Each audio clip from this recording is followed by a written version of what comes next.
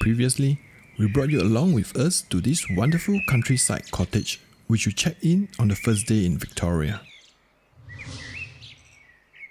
Our initial plan was to rest here for a night and hit the road the next morning to the 12 Apostles.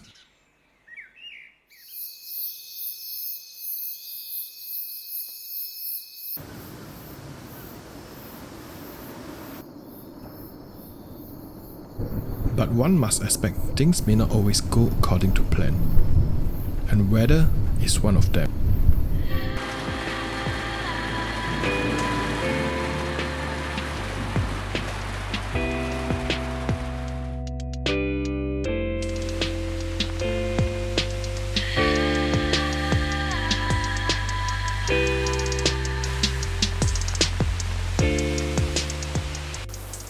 It was raining heavily most part of the morning.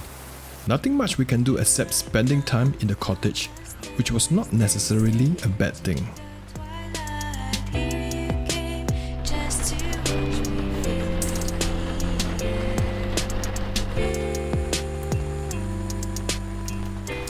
And when the rain finally gets smaller, we decided to postpone the 12 Apostles trip to the next day. And meanwhile, we will head towards a nearby town for lunch. A town literally named Forrest. It is a small township with an estimated population of 230. An honourable mention to the gear of our road trip. We rented this 8-seater Hyundai iMax, the biggest MPV you can get at any car rental company. Comparatively, this MPV has a larger boot space, and it is just nice for our group of 5 adults, 2 toddlers and 1 infant.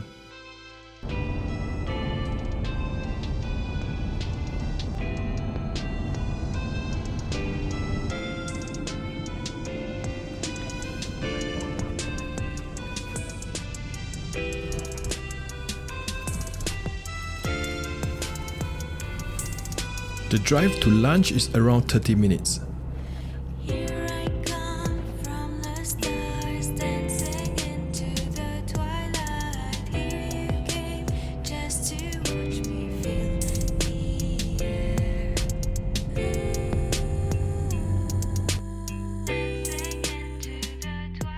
Forrest Brewing Company, a microbrewery cafe located along Grand Street of Forrest.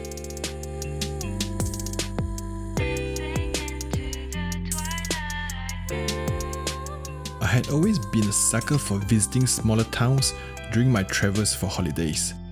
I just love the peaceful and relaxing vibes which these towns radiate, something which the mainstream attractions can never provide.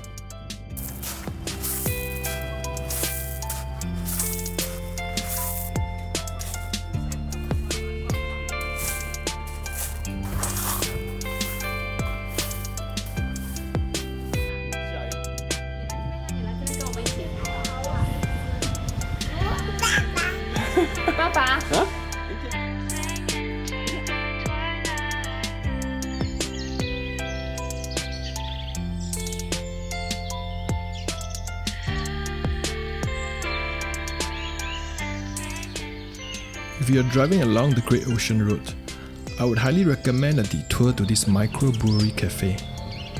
Other than the peaceful environment, if you are a beer lover like me, you will be spoiled with a wide selection of quality in-house craft beers.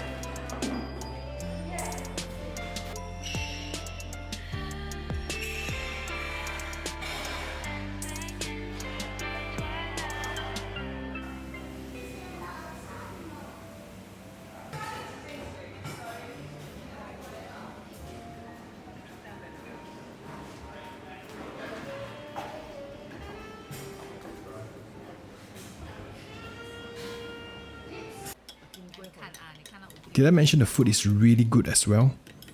It is easily one of the best lunch I had in the entire road trip.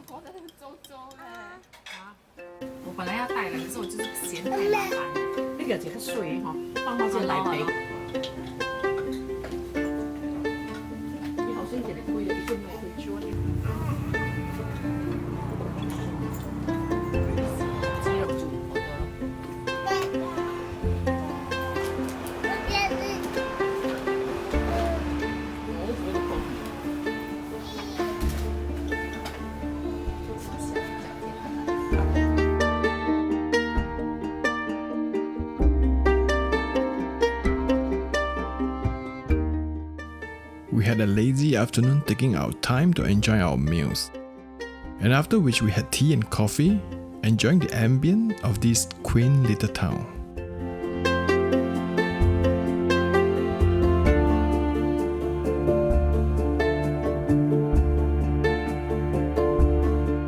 And of course, it would be a crime if we left without taking a few bottles of their in-house brew.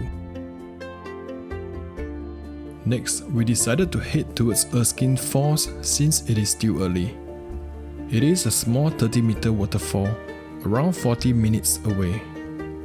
Part of the journey was on dirt road in forested area, so we need to slow down our speed.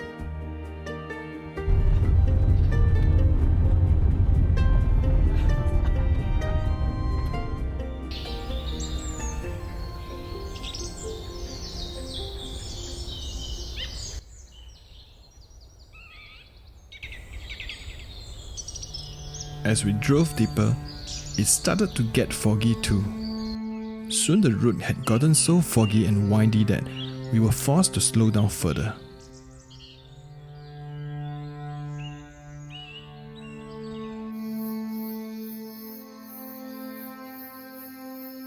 Most of the time, I shared my travel experiences mainly from a perspective of a city dweller.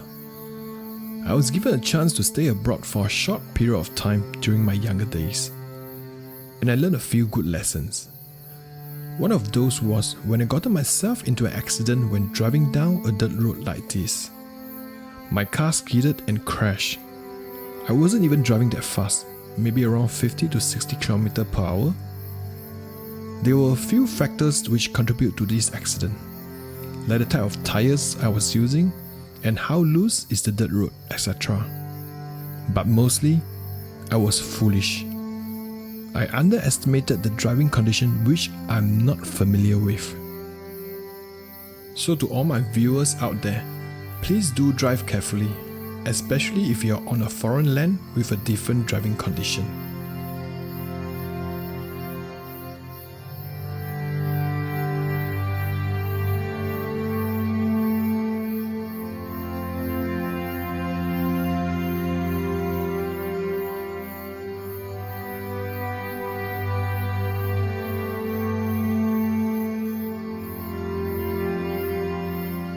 Soon, we were out of the fog and arrived at Erskine Falls.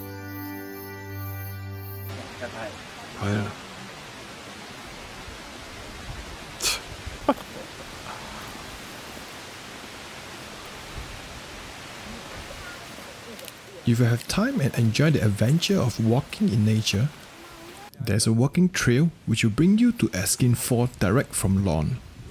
It is approximately 18 km inclusive of the return journey.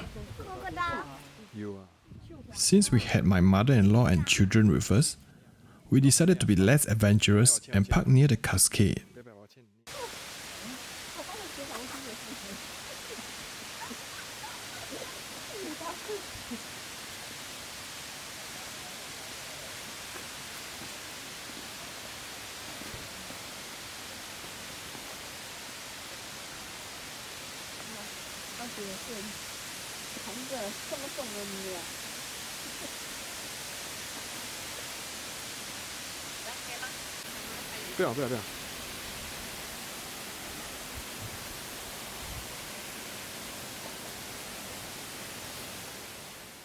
It is a relatively easy 80-meter walk to the first lookout on the upper falls, with just some gradual steps.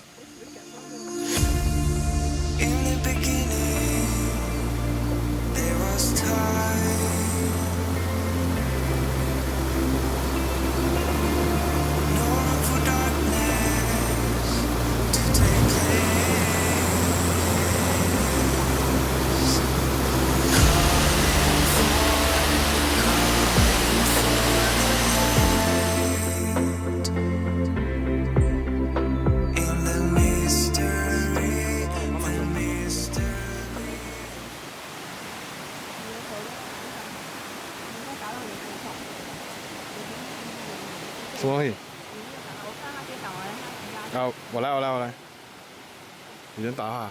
没有，他跌倒就这样打到他的手。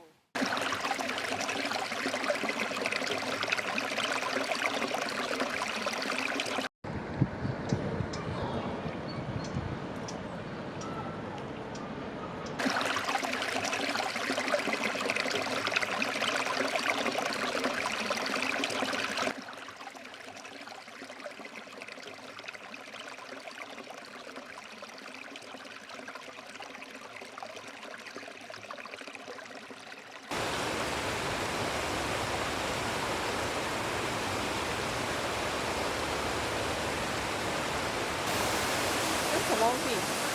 video。Ready? One, two, three.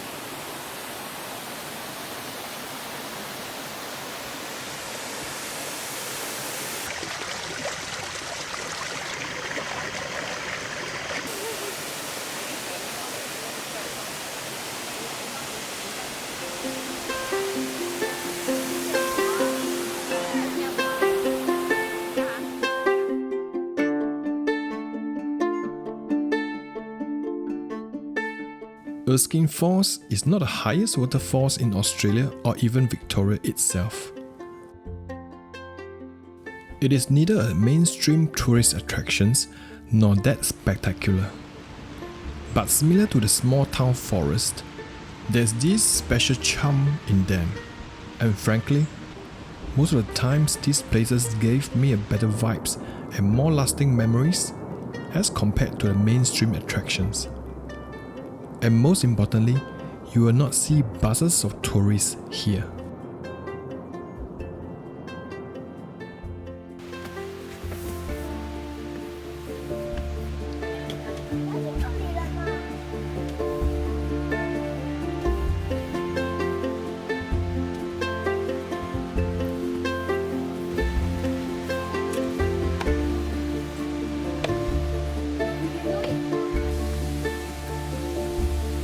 你会受不了吗？